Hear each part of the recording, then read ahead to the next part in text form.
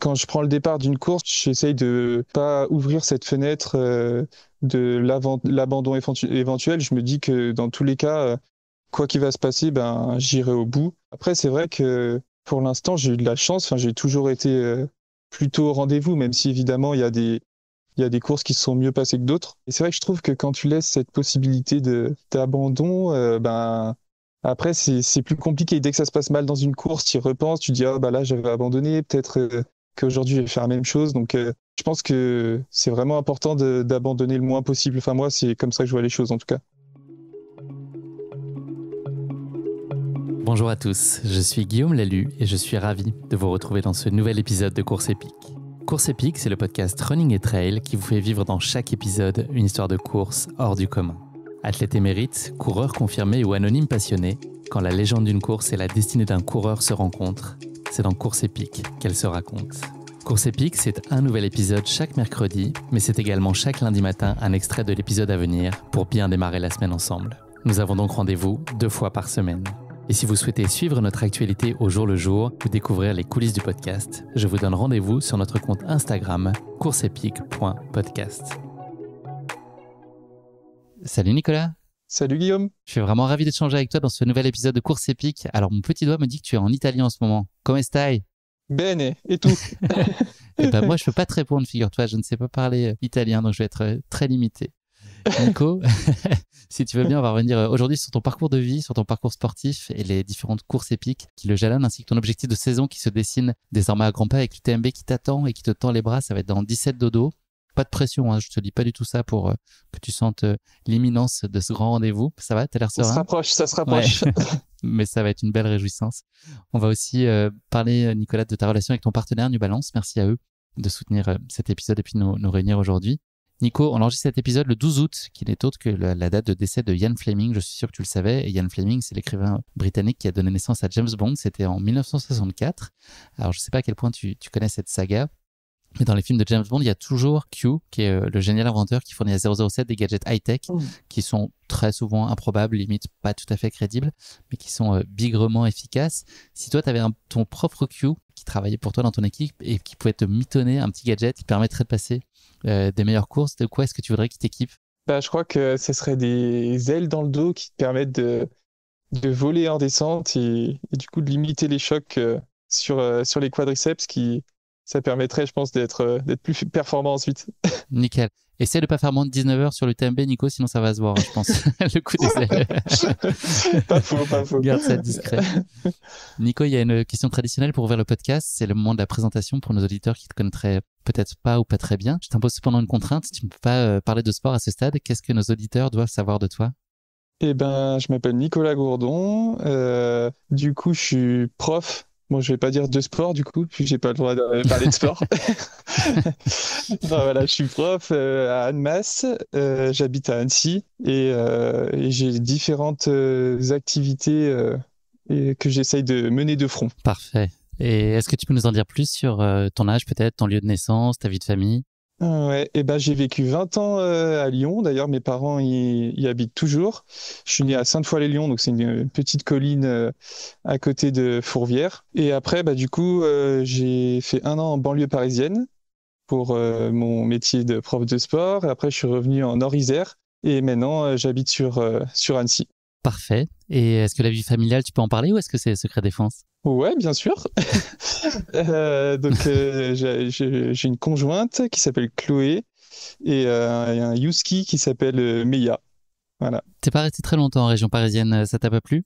Non, c'était une année compliquée.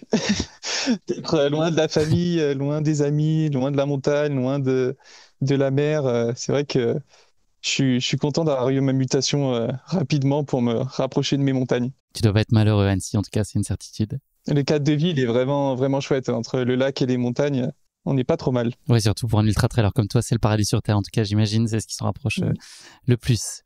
Nico, on va remonter le temps ensemble, si tu veux bien. Est-ce que tu peux me parler de la place que tenait le sport dans tes jeunes années? Est-ce que tu as très vite chaussé les baskets, été joué avec des copains, quel que soit le sport? Est-ce que c'est quelque chose qui a toujours fait partie de ta vie? Ouais, ouais, carrément. Mes parents, bah, ils m'ont emmené en montagne très jeune.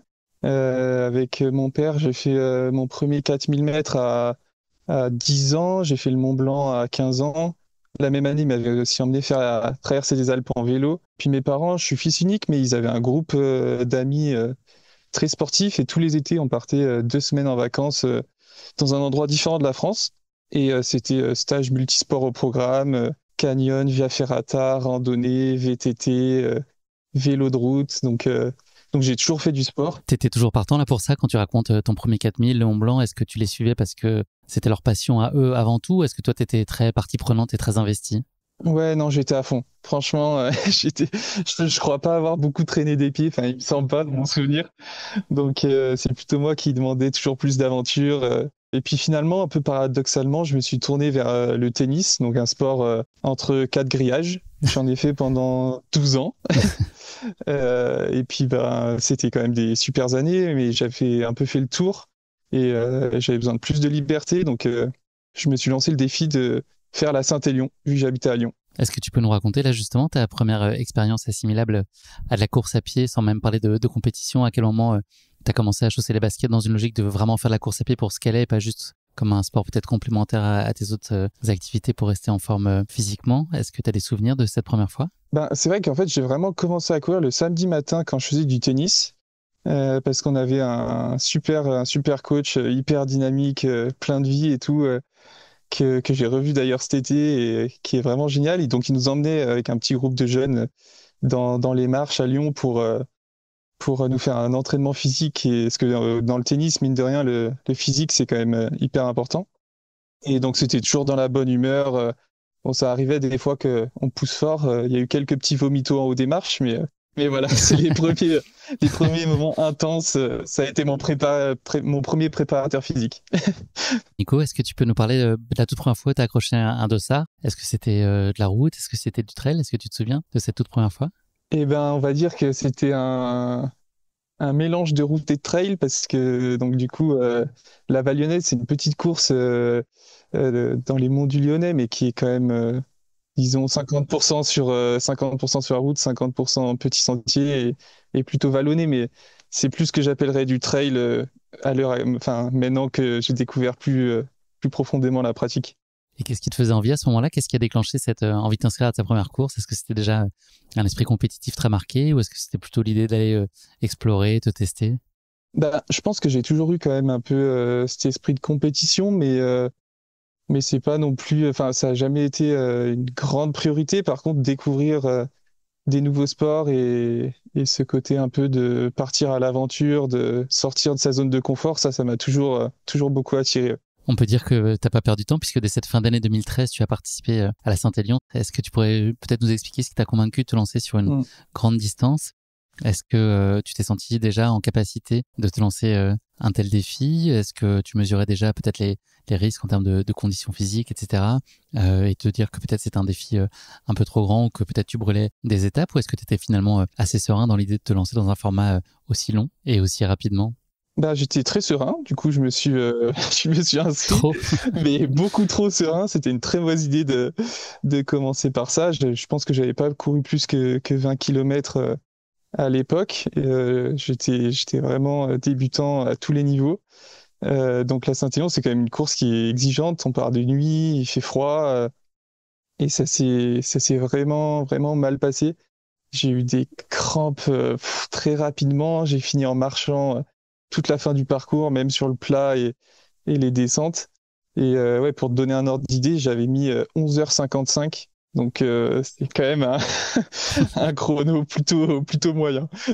Et est-ce que tu avais réussi à mettre en place une prépa déjà un peu structurée, ou tu y allais surtout à l'instinct, en te faisant finalement confiance dans ta capacité à y arriver? Ou est-ce que tu avais quand même construit cette approche, mesuré ce que ça pouvait impliquer en termes d'engagement, notamment phisique? Non, j'avais rien structuré du tout. Je Au faisais talent. du tennis, je faisais pas mal la fête à Lyon, donc c'était vraiment ce côté partir à l'aventure et puis quand t'es lyonnais, enfin c'était le défi un peu qui revenait le plus, donc j'en ai entendu parler et je me suis lancé, mais il y avait absolument rien de structuré. Qu'est-ce que tu as ressenti là sur la ligne d'arrivée? Est-ce que tu t'es tout de suite dit que c'était le début d'une longue série et que tu allais forcément réitérer sur ces formats, alors peut-être en préparant peut-être un peu plus la course? Est-ce que ça a été une évidence pour toi tout de suite que c'était finalement le début d'une longue histoire? Non, pas du tout. Non, non, après, je me suis d'ailleurs plus orienté sur des formats plus courts. Quand je suis arrivé, en fait, donc, bah, forcément, j'étais extrêmement fatigué. Et j'avais mes partiels à la fac, mes partiels le lendemain, et j'avais partiel de lutte. Et du coup, j'ai fait un combat de lutte pour le partiel, et je me suis fait mais, détruire complètement. J'ai eu une entorse du genou. Du coup, le lendemain, j'ai pas pu faire le partiel de natation. Donc, ouais, ça m'avait un peu refroidi. Je me suis dit, ah ouais, peut-être que la course à pied, en fait, c'est pas fait pour moi, c'est trop violent, ou alors il faut que je fasse du plus court. Hmm. Ou moins de lutte. Ou la natation avant la lutte, peut-être. Qui Ouais, change peut-être voilà. l'un des épreuves. Bon, en même temps, t'es pas censé faire la Saint-Élion. Je sais pas comment j'ai eu un dossard d'ailleurs, parce qu'à cet âge-là, normalement, j'étais pas censé pouvoir m'inscrire. Ouais, t'avais 18 ans à peine, c'est ça, Ouais, ouais. j'avais à peine 18 ans, mais je crois que j'avais eu un dossard via la fac avec le club des sports. Enfin, j'avais bricolé un peu, mais normalement, j'étais même pas censé pouvoir participer à la course. Tout est parfait, donc on recommande à tout le monde de faire la Saint-Élion comme première course. À 17 ans, c'est vraiment le Voilà. scénario rêvé. Mm. Bon, ça t'a pas te coupé l'envie, en tout cas.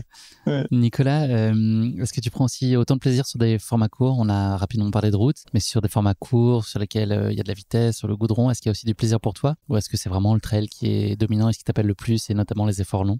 Je prends quand même beaucoup moins de plaisir sur du court, mis à part un peu cette sensation de vitesse que j'apprécie, mais oui, là, ce que j'aime vraiment, c'est partir toute la journée en montagne, crapahuter, aller de sommet en sommet, voir des animaux. Enfin, donc, c'est vrai que maintenant, sur les formats courts, j'ai quand même un peu de mal. Ouais. Mais j'ai lu notamment dans un compte rendu de la Maxi Race là, cette année que tu considères que ça faisait aussi partie pleinement de ta préparation et regarde la densité croissante sur l'ultra, la vitesse, elle reste quand même essentielle même sur des efforts d'ultra très longs. C'est aussi indispensable, donc finalement il faut le faire, même si c'est un peu contre nature. Oui, bien sûr. Ouais. C'est vrai que là, cette année, je me suis quand même vraiment appliqué à travailler mon point faible, qui du coup est quand même plutôt la vitesse. J'ai fait un peu moins de ski cet hiver et j'ai fait une prépa bon, vraiment très raccourcie pour un 10 km qui s'est du coup pas très bien passé. Et j'ai fait le trail givré à Lyon. Enfin, j'ai fait quand même des efforts un peu plus dynamiques et roulants pour travailler tout ça pour l'UTMB. Ouais. Tu nous as parlé là de ce que tu considères être un point faible, donc ta vitesse. Est-ce que tu peux nous dire peut-être les terrains dans lesquels tu te sens à la fois physiquement et mentalement avoir des bonnes capacités ou avoir bien travaillé ou avoir un certain talent? Qu'est-ce que tu penses savoir bien faire? Et puis les zones et les domaines sur lesquels tu penses que tu as encore un peu de chemin à parcourir? En fait, du coup, comme je te disais tout à l'heure, c'est vrai que je suis allé en montagne très jeune. Du coup, les descentes techniques dans les cailloux, ça me pose vraiment aucun problème. J'ai un bon pied montagnard, donc c'est vrai qu'en descente, quand c'est technique, je pense que je gagne vraiment beaucoup de temps. D'ailleurs, j'avais fait un très bon résultat sur l'échappée belle ou encore à La Réunion, qui sont quand même des courses réputées pour être techniques. Et en montée, bah, normalement, ça se passe plutôt bien aussi. Là, j'avais fait le défi de l'Olympe en début de l'année. Et bah, j'avais battu le record de l'épreuve. Et donc, l'idée, c'est de faire le plus de montées possible en 6 heures. Donc, ça faisait 4 800 mètres de dénivelé. Et il y a quand même pas mal de très bons coureurs qui étaient passés sur cette course. Donc la montée, je pense pas que ça soit un point faible non plus. C'est vraiment voilà, toutes les relances, les parties plates. Voilà. Entre les deux, c'est un peu plus compliqué pour moi. Nico, quand on regarde un peu plus en détail tes résultats, il y a très peu de DNF. Moi, j'en ai trouvé qu'un seul, c'était à la Maxi Race en 2023. Est-ce qu'il y aurait un facteur qui pourrait expliquer, selon toi, le nombre si faible de DNF? Est-ce que c'est notamment les ressources mentales dans lesquelles tu arrives à puiser, la résilience notamment, dont tu peux faire preuve? Est-ce que tu as aussi un corps qui est conciliant, qui est bien fait et que tu as bien préparé, évidemment? Comment est-ce que tu pourrais expliquer ce faible nombre de DNF, si c'est explicable? Bah, c'est vrai que enfin, quand je prends le départ d'une course, j'essaye de pas ouvrir cette fenêtre de l'abandon éventuel. Je me dis que dans tous les cas, quoi qu'il va se passer, ben, j'irai au bout. Après, c'est vrai que pour l'instant, j'ai eu de la chance. Enfin, j'ai toujours été plutôt au rendez-vous, même si évidemment, il y a des courses qui se sont mieux passées que d'autres. Mais c'est vrai que je trouve que quand tu laisses cette possibilité d'abandon, ben, après, c'est plus compliqué. Dès que ça se passe mal dans une course, tu y repenses, tu dis, ah, bah là, j'avais abandonné, peut-être qu'aujourd'hui, je vais faire la même chose. Donc, Donc ouais, je pense que c'est vraiment important d'abandonner le moins possible. Enfin moi, c'est comme ça que je vois les choses en tout cas. Même si t'es pas du tout en phase avec les objectifs que tu t'es assignés, mais que t'as pas de douleur particulière ou autre, Mm. mais que t'as l'impression que t'es pas exactement au rang auquel tu imaginais ou que le résultat qui se dessine n'est pas forcément celui que t'espérais, tu continues malgré tout.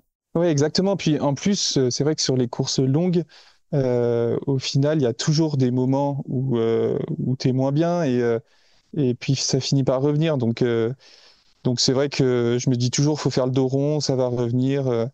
Et puis j'essaye ouais, d'aller au bout. C'est vrai que ça, c'est pas trop mon style d'abandonner. Ça m'est arrivé une fois à la Maxi Race, mais là, je sais pas ce qui s'était passé, je l'explique pas, mais j'avais des crampes au sommet du Semnoz. Donc quand tu dois faire tout le tour du lac, bon, c'est problématique, quoi.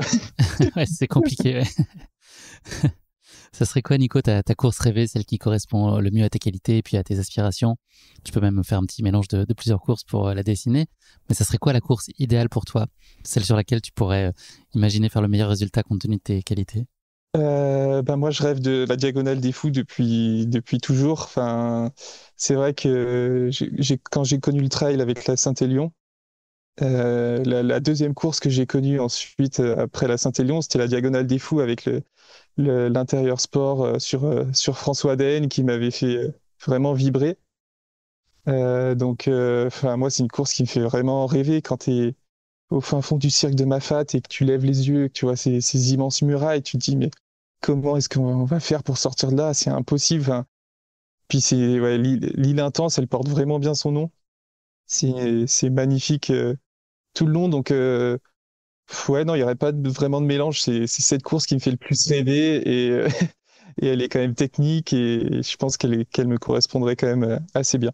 C'est bien parce que la question que tu te poses à ce moment-là, c'est pas pourquoi, mais c'est plutôt le comment et comment tu vas réussir à t'extraire du cirque. Donc, ça veut dire que c'est plutôt bon signe. T'as en tête les raisons qui t'ont motivé à venir ici. Ouais, c'est incroyable. Quand tu es au fond de ce cirque, tu te demandes ouais, par où on va passer, quoi.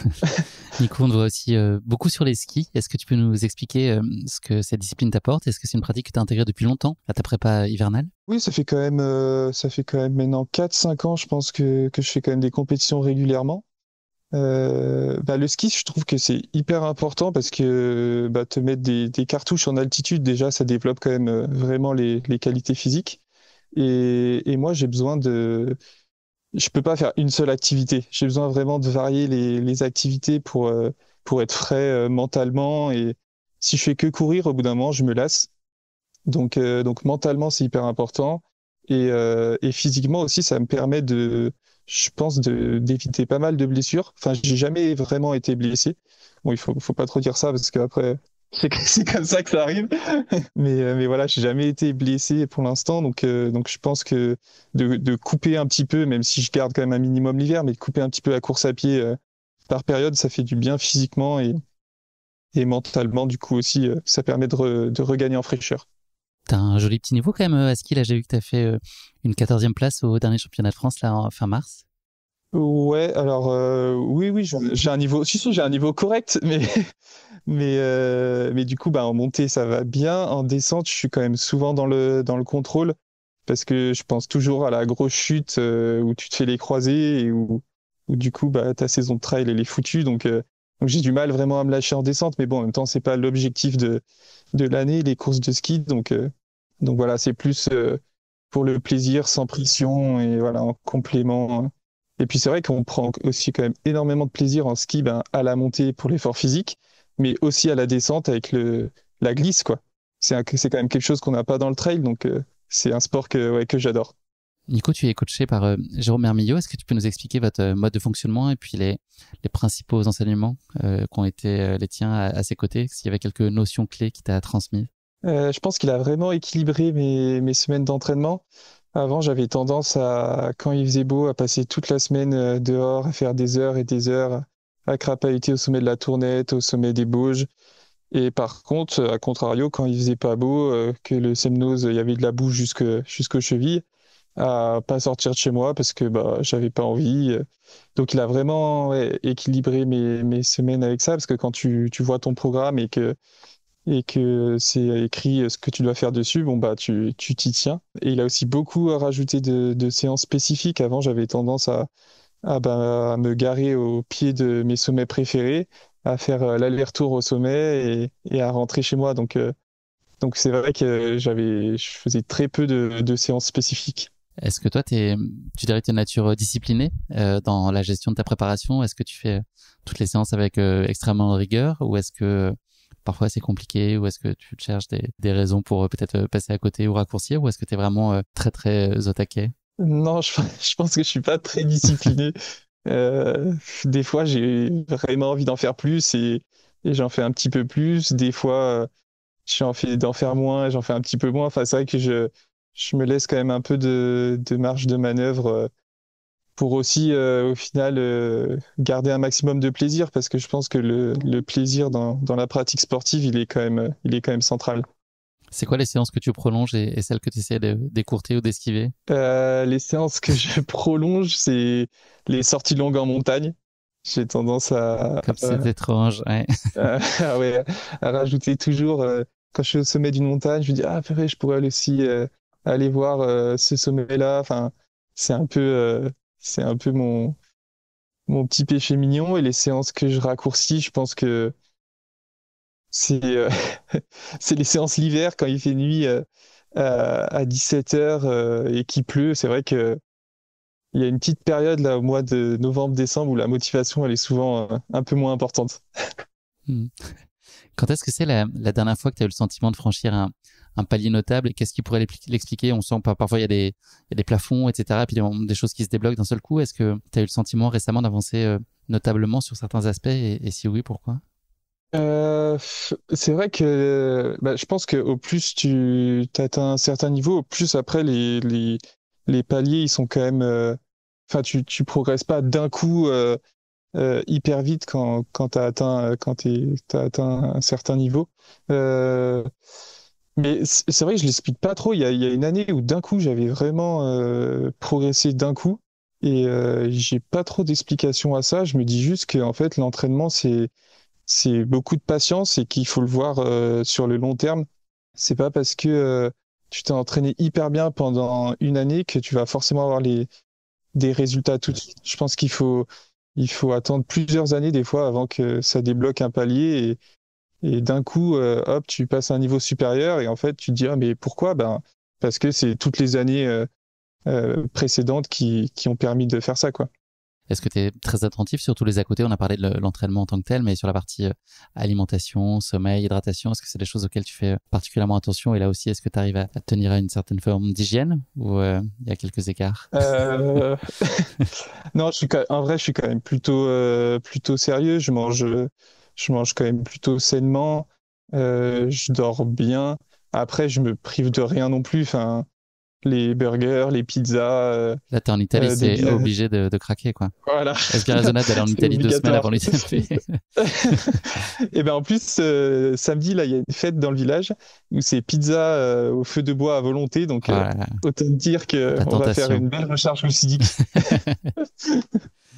Nico, je voudrais qu'on aborde la partie professionnelle. Tu as un peu touché du doigt tout à l'heure dans l'introduction. Tu es également professeur de PS à temps partiel.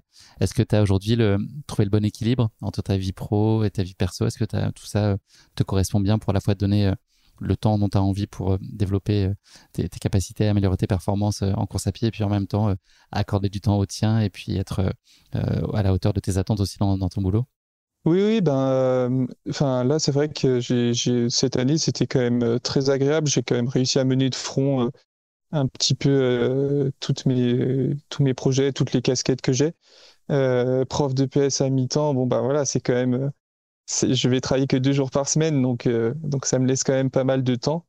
Et mine de rien, ça enlève quand même une certaine pression parce que on sait bien que bah, le sport de haut niveau, ça peut aussi s'arrêter du jour au lendemain si jamais tu as une blessure grave ou alors si jamais tu es plus performant pour une quelconque raison. Donc ça permet de garder quand même un pied en sécurité dans l'éducation nationale et c'est plutôt agréable à ce niveau-là. Et donc voilà, cette année, j'ai bien réussi je me suis libéré plus de temps pour m'entraîner, donc je pense que enfin, j'espère que ça va porter ses fruits fin août. Et à côté de ça, bah, je faisais quand même mes cours de PS à Annemasse et je fais un peu de coaching aussi à côté Ouais. pour compléter tout ça. Donc là, aujourd'hui, t'es pas du tout dans l'idée de te consacrer à 100% à ta pratique de trail à haut niveau. C'est l'équilibre qui est juste et ce double projet te va bien.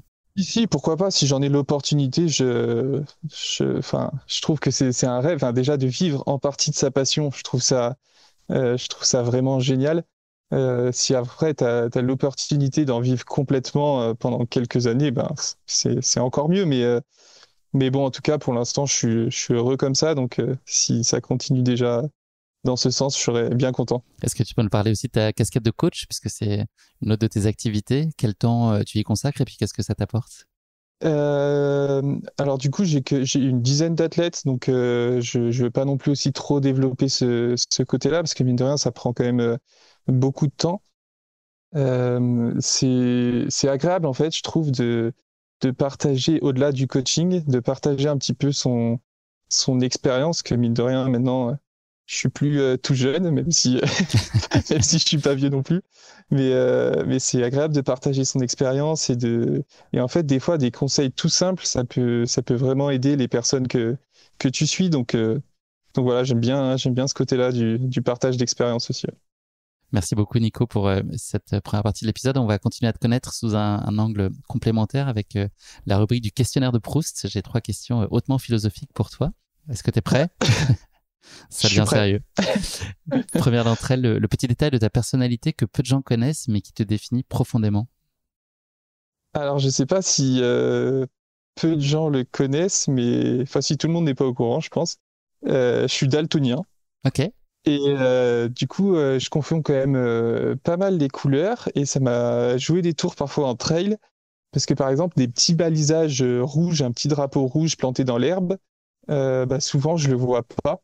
Du coup, bon, je suis pas un pro des nouvelles technologies, donc avant, je savais pas mettre la trace GPX dans ma montre.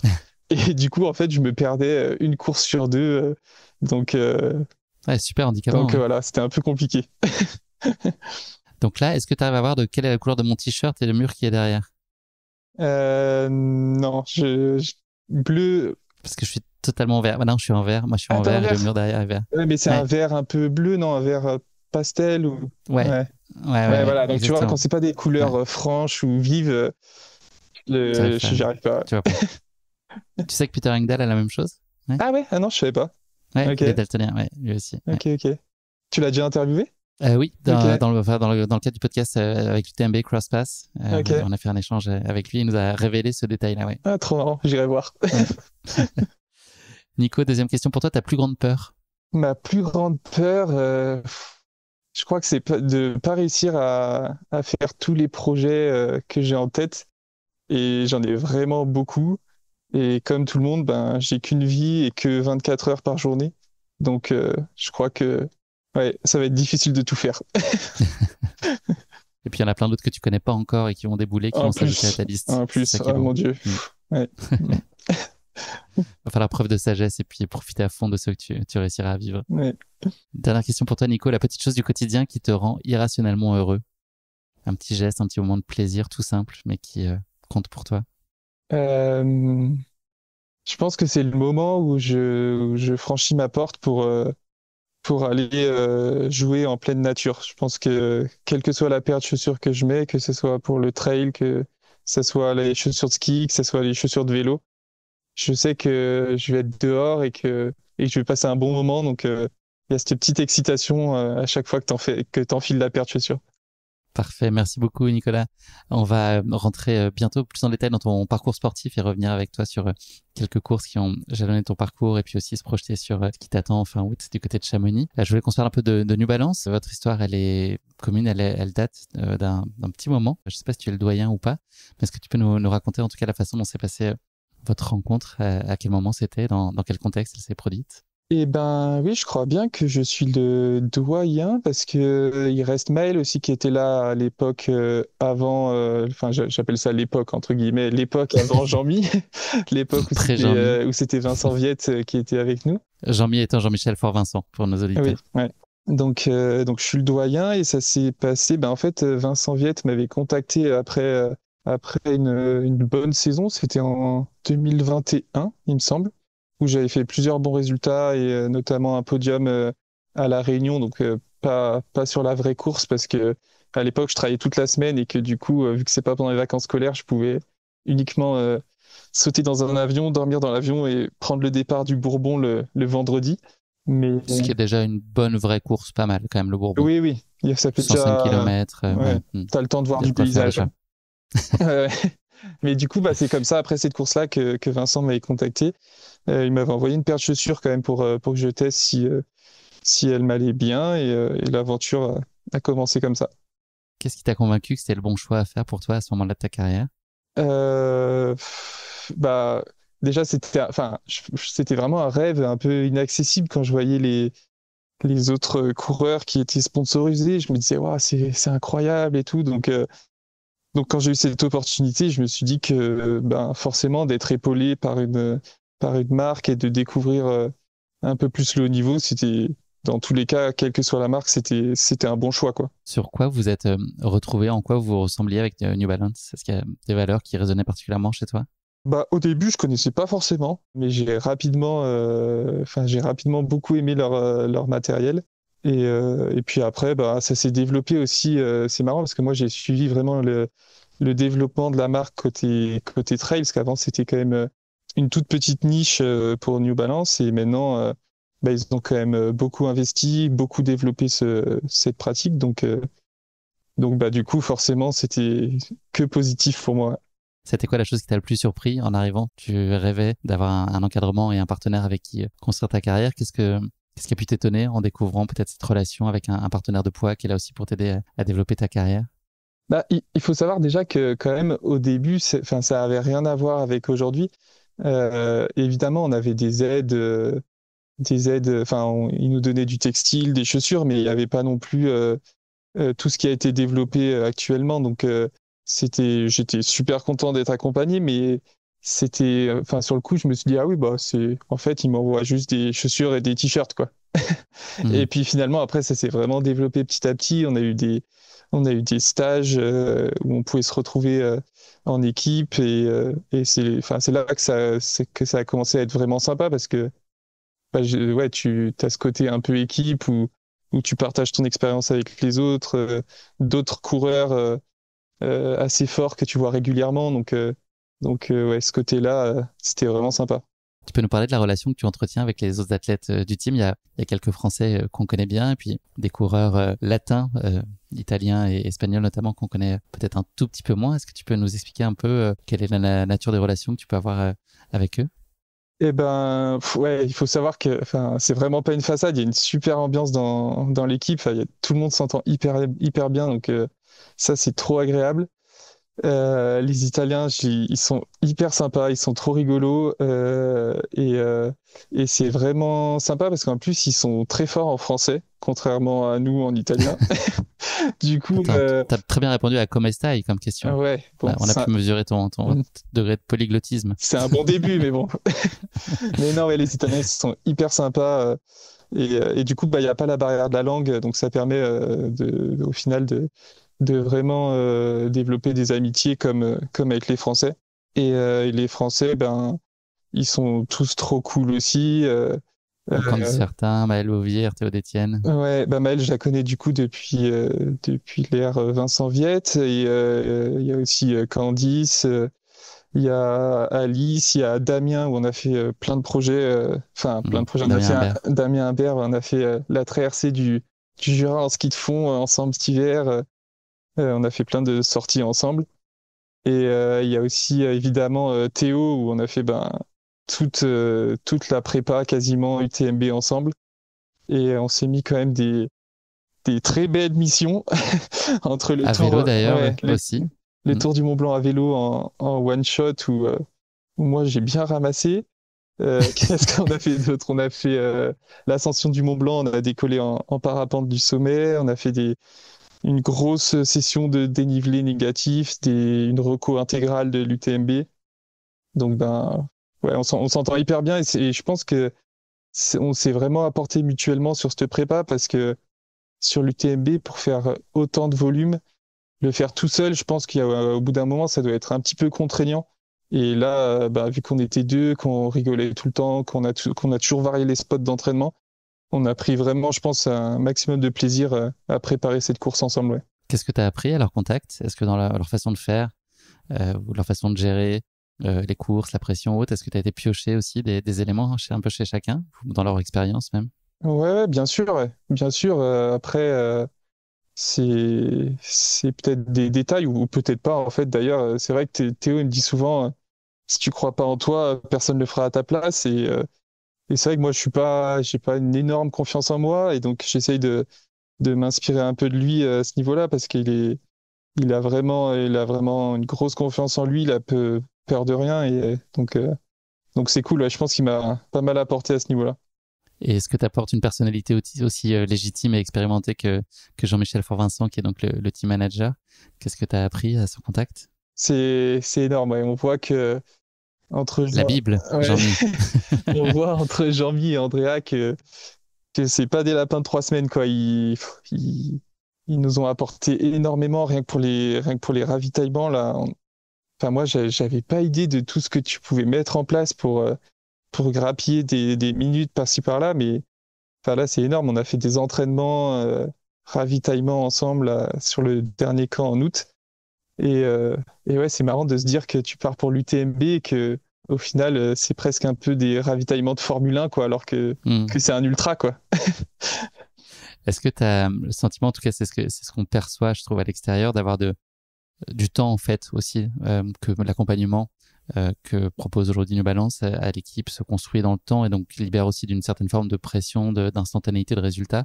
Est-ce que c'est quelque chose que toi aussi tu ressens et qui te libère aussi dans la façon dont tu abordes tes objectifs? Ouais, bien sûr, c'est vrai que dans le discours, on sent vraiment que c'est un projet sur plusieurs années et que bah, ils n'ont pas voulu forcément prendre les meilleurs coureurs de la planète. Enfin, quoique, quand on voit le marathon du Mont Blanc et les résultats des Il y a eu un joli copains, hold-up. Ouais. les résultats des copains, on se dit que bon, on n'est pas loin quand même des meilleurs. Mais en tout cas, ouais, le projet, c'est vraiment d'avoir une équipe et des athlètes qui vont monter progressivement via un accompagnement vraiment cohérent. Enfin là, c'est vrai qu'il y a tout qui est mis en place pour qu'on soit dans les meilleures conditions pour performer. Donc, c'est vraiment hyper agréable. Et le calendrier de course, tu le détermines aussi avec eux? Vous êtes assis autour de la table? Est-ce que c'est toujours toi, quoi, un peu le dernier mot sur ce que tu veux faire, ou à un moment il faut faire converger aussi des objectifs communs?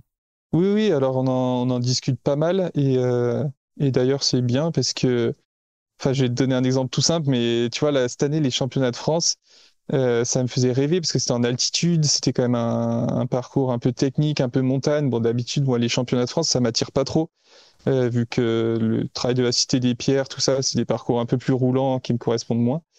Donc cette année, j'avais trop envie de le faire. J'avais même fait la course qualificative, j'étais qualifié. Et c'était 2 semaines après le 90 km du Mont Blanc.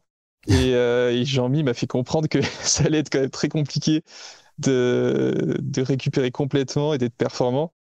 Et il avait raison. Quand j'ai repensé au moment des championnats de France, je me suis dit, mais waouh, heureusement que j'y suis pas allé parce que j'étais pas prêt du tout. Ça aurait été un coup à me blesser. Et donc, bah, c'est bien qu'ils soient là aussi pour nous remettre un peu les pieds sur terre et pour nous dire, bah non, ça c'est pas une bonne idée, quoi. Et vu l'expérience qu'ils ont, quand ils nous disent ça, ben, on a tendance à les écouter, quoi. Oui, ça aurait impliqué que tu renonces aussi à l'UTMB si tu avais été sélectionné pour les mondes. Oui, en plus, c'est un peu compliqué parce que c'est vrai que du coup, enfin, ouais, c'était pas compatible les deux courses. Donc, bon, bref, c'était pas la Hmm. bonne année et il y en aura d'autres, j'espère, des championnats de France en montagne. Est-ce que tu peux me parler de l'implication que toi tu pourrais avoir et puis les autres athlètes du team dans le développement des produits New Balance? Ouais, et ben ça fait 2 ans là qu'on est vraiment. Avant, il n'y avait pas du tout il y avait pas du tout cet aspect-là qui avait été mis en place. Là, ça fait 2 ans depuis le stage à Spo Torno c'était en mars ou avril, qu'on a vraiment été intégré à la création des produits. En fait, il y a les responsables produits qui viennent à certains stages et on a des meetings où on parle bah, des points positifs des produits et de ce qu'on voudrait qu'ils s'améliorent.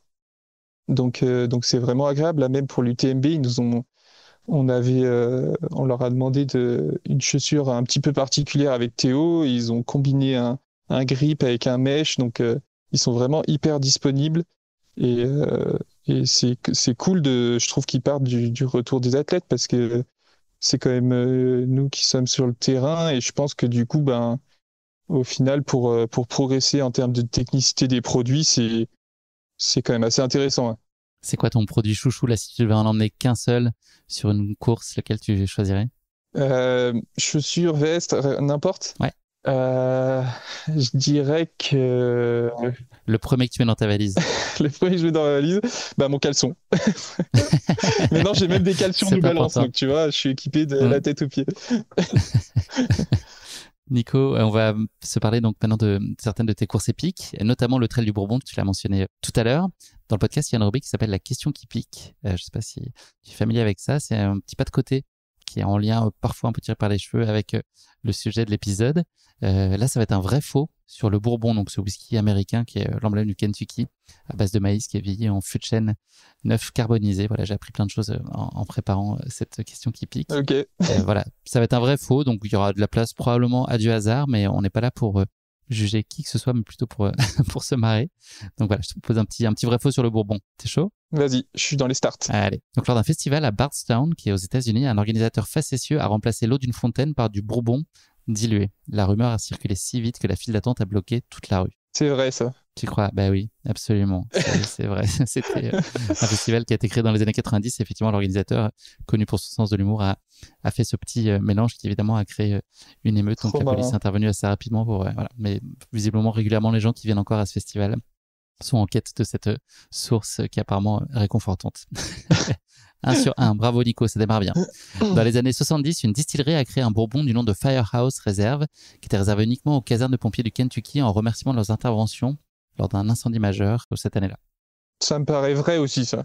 C'est un gros mensonge, Nico. Faut pas toujours me faire Oh, confiance sur aïe, la aïe, question qui aïe. pique. Pourtant, t'avais Ouais, l'air tellement précis et tout, je me suis dit, ouais. aïe, Ouais. aïe, aïe. S'il y a trop de détails, c'est probablement pour essayer de masquer la C'est vérité. piégeux. 1/2, c'est quand même bien. Dernière question pour toi, Nico. Les fûts de Bourbon, ils ne servent qu'une seule fois. Ah. Non, c'est faux quand même. Nico, c'est vrai. C'est Ah la ouais? loi même qui l'impose. Ah ouais.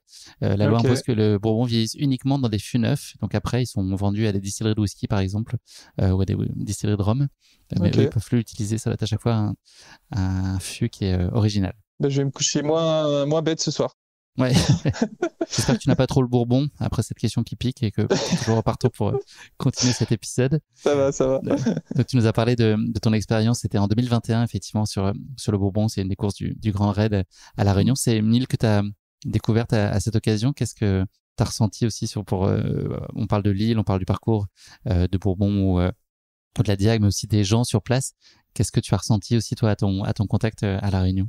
Et c'est vrai qu'on parle souvent aussi on parle souvent de la beauté de l'île, mais les gens, ils sont vraiment adorables sur place. Mais des fois, c'est presque trop. T'as l'impression qu'ils pourraient te donner leur chemise dans la rue, quoi.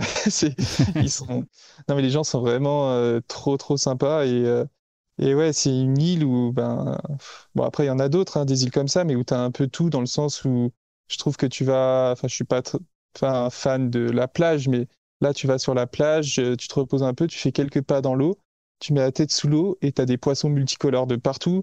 Quand tu vas dans les montagnes, bah, évidemment, les sentiers, ils sont magnifiques, tu as des cascades exceptionnelles. Enfin, c'est vraiment, c'est hyper diversifié, je trouve, comme île. Est-ce que tu considères que ta victoire en 2023, puisque tu es revenu 2 ans plus tard, a été vraiment ta plus belle victoire à ce jour? En tout cas, est-ce qu'elle a été fondatrice et a aussi un peu changé l'orientation de ton parcours ensuite? Oui, oui, c'est sûrement une de mes plus belles victoires, enfin peut-être ouais, ma plus belle victoire. Et bah c'est vrai que ça m'a un peu conforté dans l'idée qu'en ultra j'aimais vraiment ces courses là où tu pars à l'aventure. Donc ouais, elle m'a plutôt aiguillé sur la suite. J'ai plus jamais rebasculé après sur des objectifs de course vraiment courtes quoi. Donc là, on l'a compris, tu as le regard qui lorgne un peu vers la Diag à l'avenir. Ouais, je sais pas quand, ça fait déjà plusieurs années que je me dis il faut que j'y retourne, mais bon, ça viendra, faut pas précipiter les choses là. Là, c'est super de faire déjà ce tour du Mont Blanc qui est quand même une boucle incroyable et on verra si l'année prochaine il y a une opportunité ou celle d'après. Mais c'est sûr que dans tous les cas, je retournerai à La Réunion. Ça va négocier sec avec Jean-Mi. Non, mais c'est vrai que oui, après, c'est pas une course avec autant de visibilité que l'UTMB. Donc, les marques, ils sont quand même attirées par les courses avec là où il y a le plus de visibilité. Mais bon, je pense que faire un bon résultat à la diagonale, c'est quand même intéressant aussi. Donc ça, j'essaierai de tout mettre en place un jour pour arriver prêt sur la ligne de départ et faire un beau résultat. Nicolas, on met le cap sur Chamonix désormais. Donc, tu as participé à la CCC en 2022, puis à la TDS en 2023. Tu avais terminé 7e. C'était l'année où les conditions étaient dantesques, on peut le dire. C'était l'enfer. Puis une 4e place l'année dernière. Qu'est-ce que tu as eu le sentiment d'avoir bien fait sur ta TDS, notamment l'année dernière, et puis les choses que tu pourrais optimiser? Je crois avoir compris que l'hydratation, il y a peut-être des choses que tu aurais pu gérer de façon un petit peu différente. Voilà, qu'est-ce que tu as retenu aussi de cette course-là, et puis qu'est-ce que de ce qu'on comprend, cette course-là, elle correspond beaucoup à ce qui toi t'anime, à tes caractéristiques. Elle est très sauvage, elle est exigeante, elle est technique. Voilà, quelle relation t'entretiens avec la TDS, et puis quel souvenir, avec qu'est-ce que tu as pu mettre dans ton bagage à l'issue de ta TDS qui pourrait te servir notamment sur l'UTMB cette année? Oui, la TDS, c'est une course ouais, qui me correspond bien et je pense que l'année dernière, j'avais vraiment bien préparé les choses et je pense que j'aurais pu faire mieux, mais le problème, c'est que ouais, je suis reparti de la gîte avec un seul litre d'eau et je pensais qu'il y avait de l'eau au pas d'Outret. Et en fait, au pas d'Outret, les bénévoles nous ont dit qu'un berger avait mis ses moutons par là, qu'il y avait des crottes et qu'elle était chaude, donc qu'il fallait pas la boire. Et du coup, j'ai fait toute la descente sur Beaufort. Il y a quand même 1400 mètres de descente assez raide. Je l'ai fait sans eau. Et du coup, ça m'a déclenché quand même des grosses crampes. Et la suite du parcours a été un peu plus compliquée. Donc c'est vrai que quatrième, c'était quand même un résultat correct, mais j'étais un peu déçu parce que je pense que sans ce petit problème, j'aurais pu peut-être aller chercher. Bon, Thibaut, il était sur notre planète, mais la deuxième place, c'était peut-être pas injouable, quoi. Il y a eu un autre grand rendez-vous cette année, là, si on considère 2025. Tu nous as parlé du défi de l'Olympe, il y a la Maxi Race aussi. C'est des courses qui sont quand même globalement bien passées, même si la Maxi, c'était pas exactement le format. Tu étais sur le format 58 km, qui n'était pas forcément l'idéal pour toi, mais en tout cas une belle préparation. Là où le 90, c'était probablement plus dessiné pour toi. On t'a vu à l'arrivée très ému et marqué par la course. Tu l'as décrite comme très difficile. Qu'est-ce qui t'a le plus surpris finalement? À quel point cette difficulté t'a frappé? Qu'est-ce qui a pu créer cette surprise finalement? Qu'est-ce qui a fait que ce jour-là, t'as vécu une course compliquée? Là, je l'explique pas trop. C'est vrai que peut-être que je m'étais mis plus la pression que d'habitude, mais j'ai été très rapidement brassé pendant la course. J'ai vomi au kilomètre 25, donc c'est jamais quand même bon signe. Mais voilà, comme on disait tout à l'heure, je me suis dit qu'il fallait faire le dos rond, qu'il fallait s'accrocher, que ça allait revenir. Et en effet, ça allait quand même de mieux en mieux, mais bon, ouais, ça a été assez dur à gérer. Je pensais être plus en forme que ça à ce moment-là. Mais bon, voilà, des fois, on maîtrise pas tout dans le corps humain et c'est aussi ce qui fait la beauté de l'ultra, je pense. Marathon du Mont Blanc, dont New Balance est devenu aussi le partenaire cette année, et sur lequel Théo a brillé, notamment David Ouais. Emanini aussi sur le format marathon, sur le format 42. Et Raoul, le Nico deuxième, quand même. et Raoul, ouais, absolument, ouais, très belle Ouais. performance pour lui. Il a 23 ans, je crois, c'est vraiment Ouais.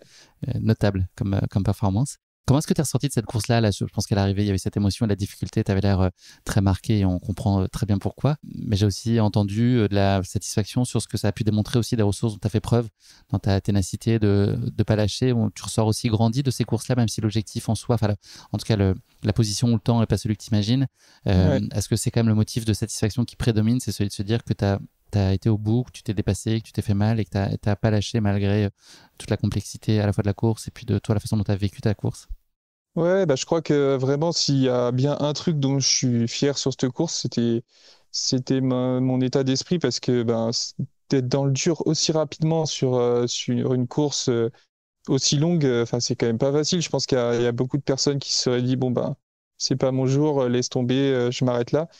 Et puis, bah voilà, j'ai rien lâché et je me suis battu jusqu'au dernier kilomètre. Donc, je pense que ça me servira pour la suite. Et tu vois, sur l'UTMB, enfin, faut pas se voiler la face. Il y a forcément un moment où ça va être terrible, où à chaque fois qu'on posera le pied par terre, on aura des couteaux qui se plantent dans les cuisses, où il y aura forcément un moment où ça va être dur. Donc je pense que cet état d'esprit-là, en ultra, il est indispensable pour surmonter les obstacles et aller au bout et faire des bons résultats.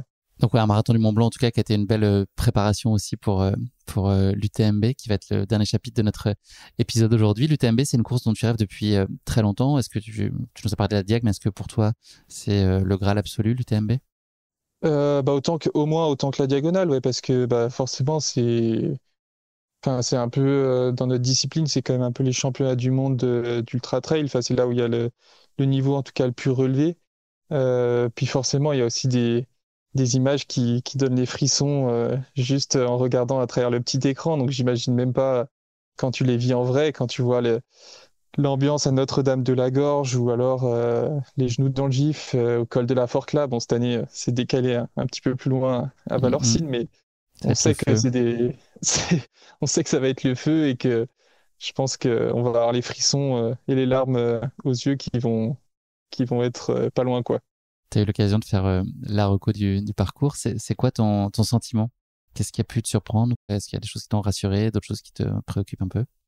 Ben, mon sentiment, c'est que ouais, je comprends mieux comment. Enfin, les chronos, ils me paraissaient. Je me disais, mais c'est pas possible, c'est impossible de faire des chronos pareils. Et c'est vrai qu'en fait, c'est quand même une boucle où ça court énormément. Il y a très peu de gros murs. Les montées, elles sont quand même roulantes. Il y a pas énormément de parties techniques. Donc je comprends mieux maintenant que j'ai fait la reconnaissance comment ils font pour faire ce genre de chrono. Ouais. C'est quoi le passage que tu attends avec le plus d'impatience et puis celui que tu redoutes le plus? Euh, Celui que je redoute le plus, c'est entre les Chappuis et le col de la Seigne. Je trouve que cette longue montée, enfin montée plat, faux plat montant, elle est vraiment, enfin la reco, je l'ai trouvée vraiment interminable. Donc ouais, je pense que ça va être un passage pas facile à gérer. Et ce que j'attends le plus, ben, je crois que c'est d'arriver à Valorcine dans la, J'ai cru dans que t'allais me la dire la ligne fan d'arrivée. zone, d'arriver à Valorcine dans la fan zone. Et je pense que quel que soit l'état dans lequel tu es, vu le coup de boost que ça va mettre, après, l'arrivée, elle sera plus très loin. Est-ce que tu as une stratégie déjà bien en tête sur ta gestion de course ou est-ce que c'est encore un peu prématuré?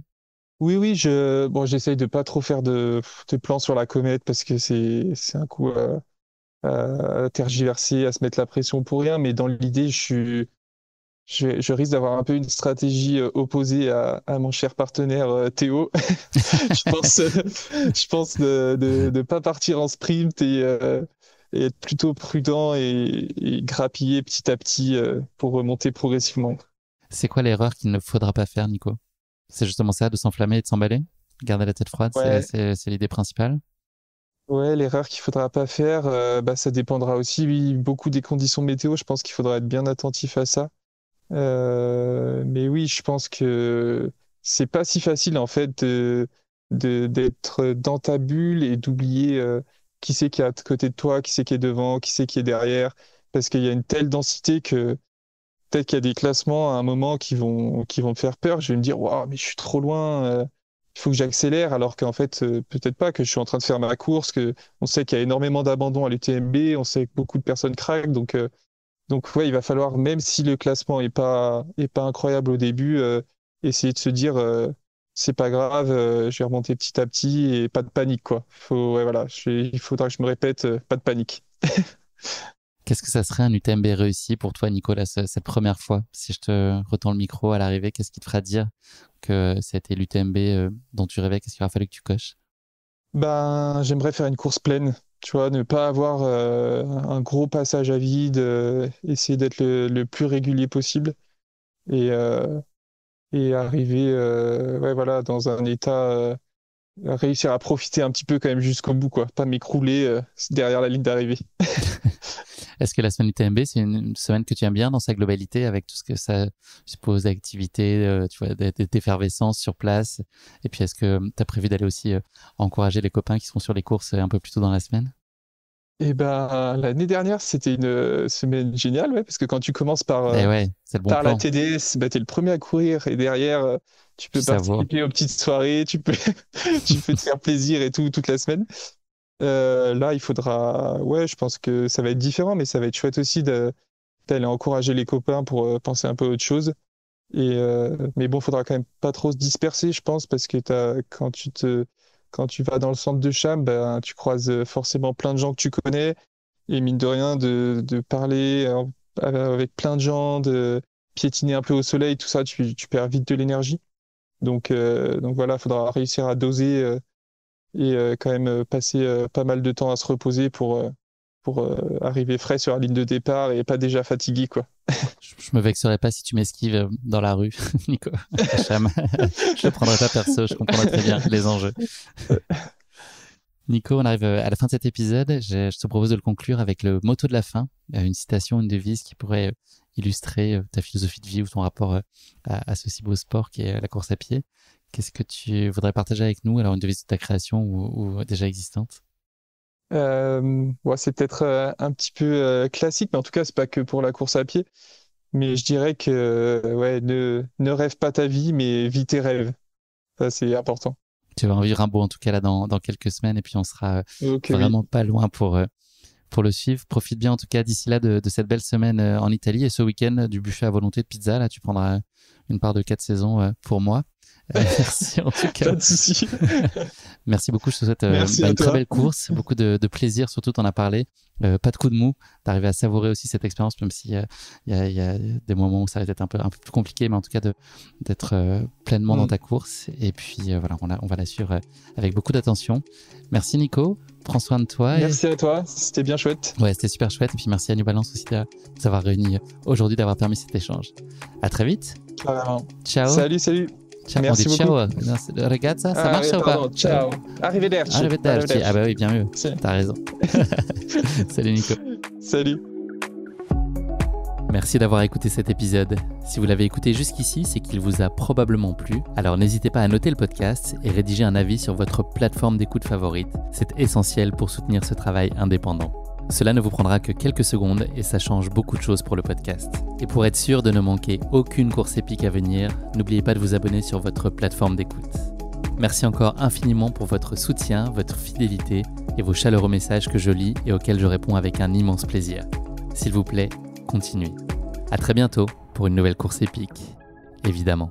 Et si vous voulez vibrer d'ici là avec des aventures hors du commun, courez écouter dès maintenant le podcast Aventure épique, le petit cousin de Course épique.